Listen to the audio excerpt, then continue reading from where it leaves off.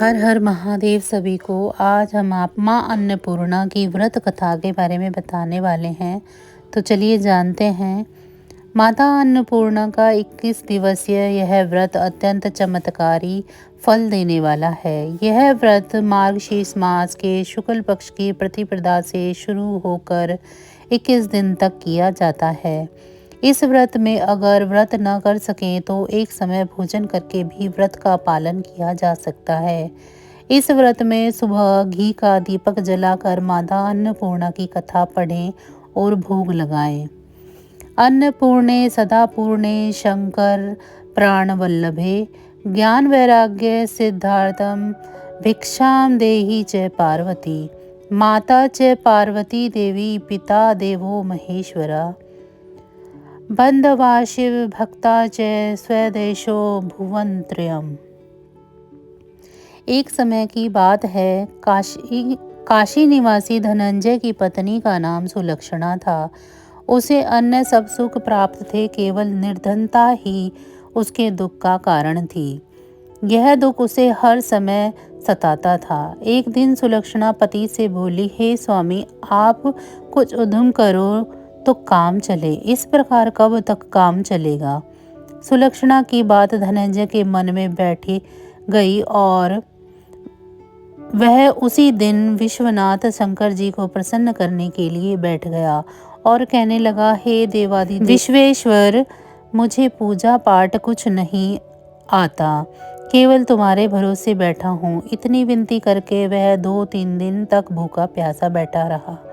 यह देखकर भगवान शंकर ने उसके कानों में अन्नपूर्णा अन्नपूर्णा अन्नपूर्णा इस प्रकार 3 बार कहा। यह कौन है, क्या कह गया? इसी सोच में धनंजय पड़ गया कि मंदिर से आते ब्राह्मणों को देखकर पूछने लगा, पंडित जी, ये अन्नपूर्णा कौन है? ब्राह्मणों ने कहा कि तू अन्न छोड़कर बैठा है, सो तुझे अन्न की ही बात सूझती है। जा घर जाकर अन्न ग्रहण कर। धनंजय घर गया, स्त्री से सारी बात कही। वे बोली, हे नाथ, आप चिंता ना करें, स्वयं शिवजी ने यह मंत्र दिया है, वे स्वयं ही खुलासा करेंगे। आप फिर जाकर उनकी आराधना करो। धनंजय फिर जैसे के तैसा पूजा में बैठ गया। रात्रि में शंकर जी ने आज्ञा दी, कहा, तू पूर्व दिशा में चला जा। वह अन्नपूर्णा का नाम जपता जाता और रास्ते में फल खाता, झरनों का पानी पीता जाता। इस प्रकार कितने ही दिनों तक चलता रहा। वहां उसे चांदी सी चमकती वन में शोभा दिखने में आई। सुंदर सरोवर देखने में या उसके किनारे कितनी ही अप्सराएं झुंड बनाए बैठी थी। एक कथा कहती थी और सब माँ अन्नपूर्णा इस प्रकार बार बार कहती थी। यह अघन मास की उजैली रात्रि थी और आज से ही व्रत का आरंभ था। जिस शब्द की खोज करने वह निकला था, वह उसे वहां सुनने को मिला। धनंजय ने उनके पास जाकर पूछा, हे देवियों, आप यह क्या कर रही हो? उन सब ने कहा, हम सब माँ अन्नपूर्णा का व्रत करती हैं। व्रत करने से की गई पूजा से क्या होता है, यह किसने किया और इसे कब किया जाए, कैसा व्रत है, मुझे भी इसकी विधि को बताओ।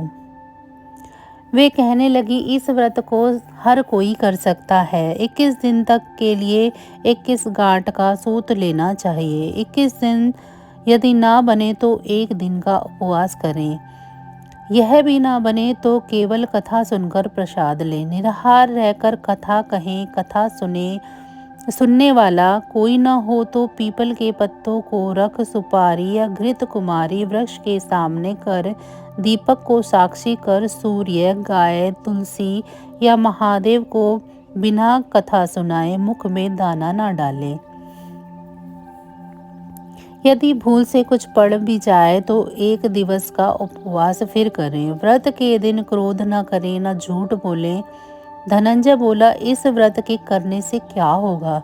वे कहने लगी, इसके करने से अंधों को नेत्र मिले, लूलों को हाथ मिले, निर्धन के घर धन आए, बांझी को संतान मिले, मूर्ख को विद्या आए। जो जिस कामना से इस व्रत को करता है, माँ उसकी इच्छा पूरी करती है। वह कहने लगा, बहनों, मेरे भी धन नहीं है, विद्या नहीं है, अभी तो कुछ भी नहीं है। मैं तो दुखिया ब्राह्मण हूँ, मुझे इस व्रत का सूत दोगी?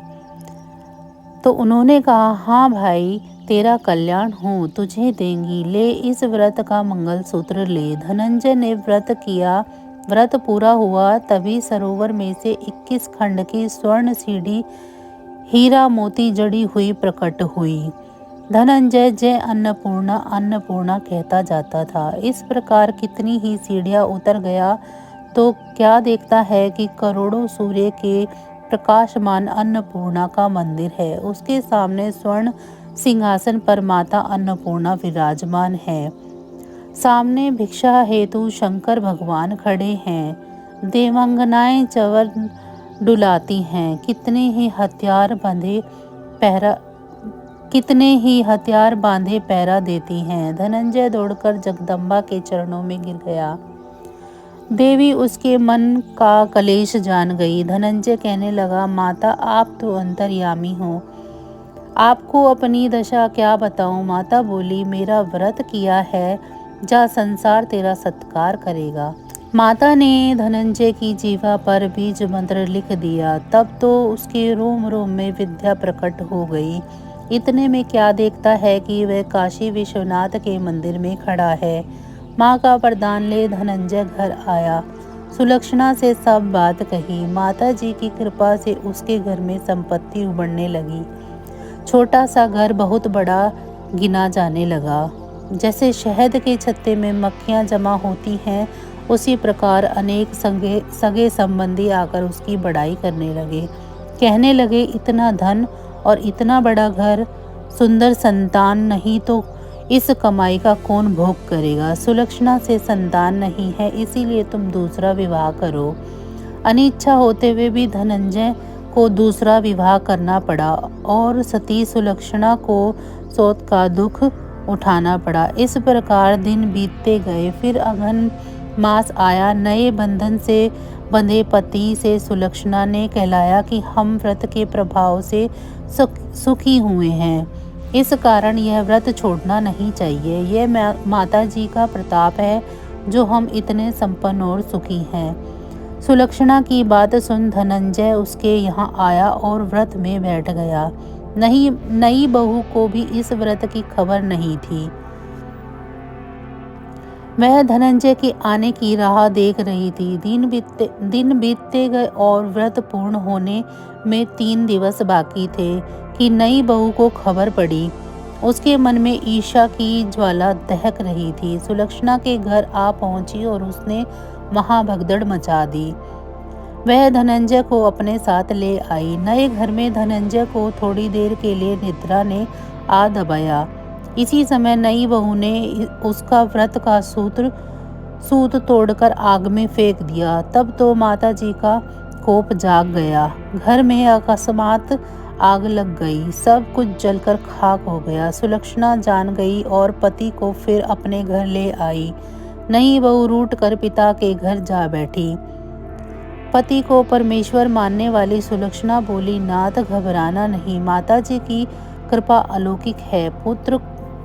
पुत्र कपूत हो सकता है पर माता कुमाता नहीं होती।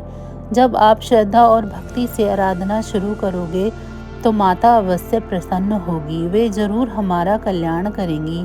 धनंजय फिर माता के पीछे पड़ गया। फिर वही सरोवर सीढ़ी प्रकट हुई। उसमें माँ अन्नपूर्णा कहकर वह उतर गया। वहाँ जहाँ माता जी के चरणों में रुंदन करने लगा। माता जी प्रसन्न हो बोली, यह मेरी स्वर्ण की मूर्ति ले, उसकी पूजा कर, तू फिर सुखी हो जाएगा। जा, तुझे मेरा आशीर्वाद है। तेरी स्त्री सुलक्षणा ने श्रद्धा से मेरा व्रत किया है, उसे मैंने पुत्र दिया है। धनंजय की आंखें खुली तो खुद को काशी विश्वनाथ के मंदिर में खड़ा पाया।